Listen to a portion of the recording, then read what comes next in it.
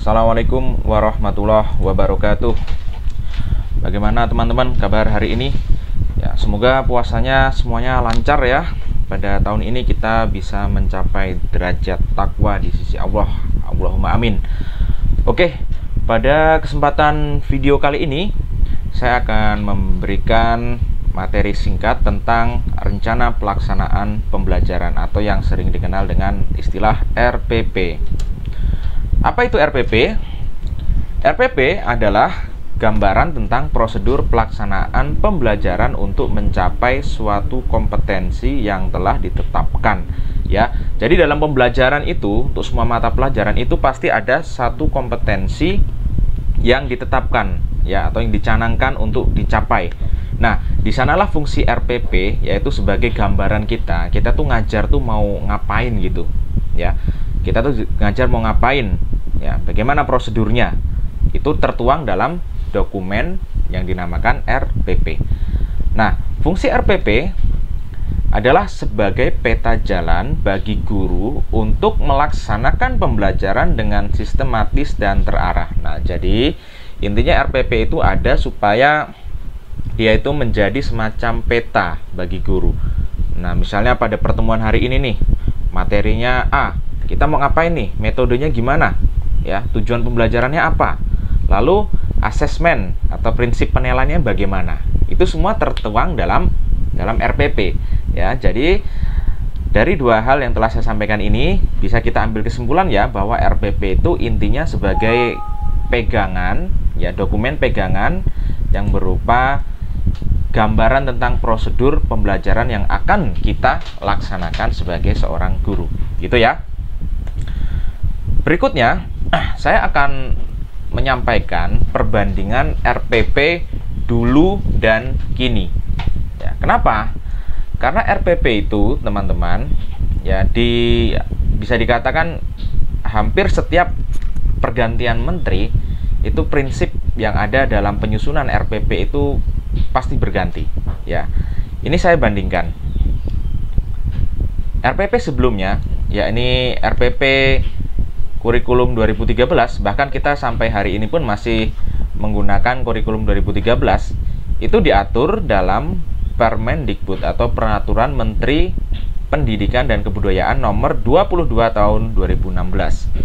RPP yang dulu itu lebih tebal, isinya cenderung rumit dan mengandung banyak komponen isi untuk satu indikator pencapaian atau satu pertemuan. Jadi satu pertemuan itu dulu RPP-nya bisa tebal.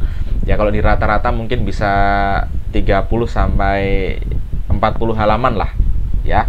Kemudian berikutnya secara layout atau tampilan gitu ya, tampilan dokumennya itu cenderung formal. Jadi seperti dokumen formal itu loh.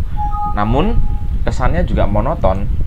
Jadi hanya dokumen-dokumen formal itu, formatnya baku seperti itu, ya, tapi terlihat monoton.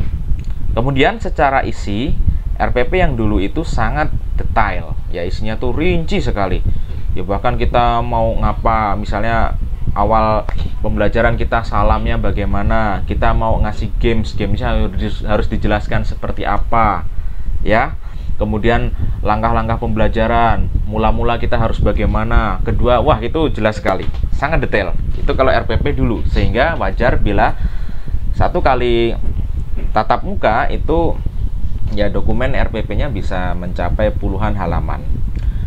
Namun kini, setelah terbitnya Peraturan Menteri Pendidikan dan Kebudayaan nomor 14 tahun 2019, ya, ini merupakan salah satu follow up dari program Mas Menteri, yaitu yang dinamakan Merdeka Belajar.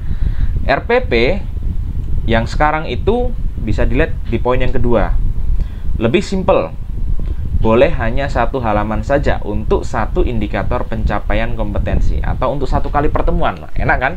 Ya, jadi boleh saja satu halaman. Kalau dulu bisa berpuluh-puluh halaman, bisa sampai 30 halaman, 40 halaman untuk satu kali pertemuan. Sekarang cukup satu atau dua halaman saja.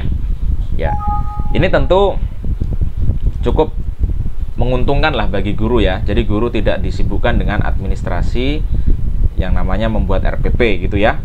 Kemudian lihat poin yang ketiga, secara layout itu bebas. bahkan boleh dibuat dengan tampilan yang estetik. Ya, kalian mau menyertakan banyak gambar, ya membuat warna tertentu, membuat desain lah. Jadi mau bikin RPP pakai Corel Draw itu ya boleh-boleh saja. Ya, secara layout bebas. Justru disarankan layout atau tampilannya itu lebih menarik. Ya, menarik untuk dilihat, menarik untuk dibaca. Kemudian yang terakhir, secara isi sangat ringkas.